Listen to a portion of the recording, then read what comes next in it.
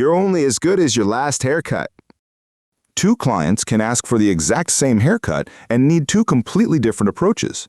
If you've ever wondered why a fade looks clean on one head and patchy on another, it's not your clippers, it's not luck. It's whether you understood the hair before you started cutting. Before you can master fades, tapers, or lineups, you have to understand how hair grows. Most beginner mistakes don't come from bad technique, they come from forcing a technique onto hair that behaves differently than expected. Hair type and growth pattern determine four things: how a haircut will blend, how lines appear, how the haircut grows back, and how forgiving your mistakes will be. A barber who understands hair works with it, not against it. These two get confused constantly, so let's separate them clearly. Density is how much hair is on the head. Low density means the scalp shows easily. Medium is balanced coverage, and high density means thick coverage that's harder to blend. Here's the twist. High-density hair shows mistakes more clearly, but it also blends beautifully when you do it right.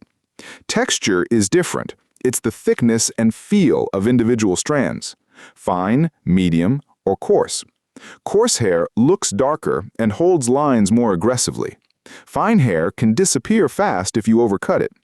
Remember this, fine hair requires restraint. Coarse hair requires control. Curl pattern affects how hair sits, cuts, and grows, and it's where a lot of beginners get caught off guard. Straight hair lays flat, shows lines clearly, and requires precise blending because there's nowhere for imperfections to hide. Wavy hair has movement, and that movement can actually hide small mistakes, but you need to pay close attention to direction. Curly and coily hair is the one that trips people up most. It grows upward or outward, it shrinks significantly once cut, and it can look uneven fast if you're not cutting with intention. Here's the rule to tattoo on your brain.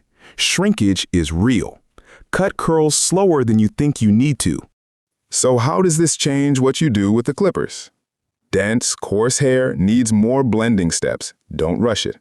Fine hair needs lighter pressure and fewer passes. Less is more. Curly hair needs patience and constant visual checks because it looks different cut than it does dry and brushed out. What works perfectly on one client will not automatically work on the next. Good barbers adapt automatically, changing guard choices, adjusting the lever, altering pressure, slowing down in problem areas. This is exactly why cutting every client the same way is one of the most common beginner mistakes and one of the easiest to fix once you actually assess the hair first. In the next video, we're covering growth patterns, cowlicks, and the problem areas that confuse almost every new barber: crown, temples, and nape. The full detailed hair type chapter, including every fix and instructor note, is in the book. Links pinned below.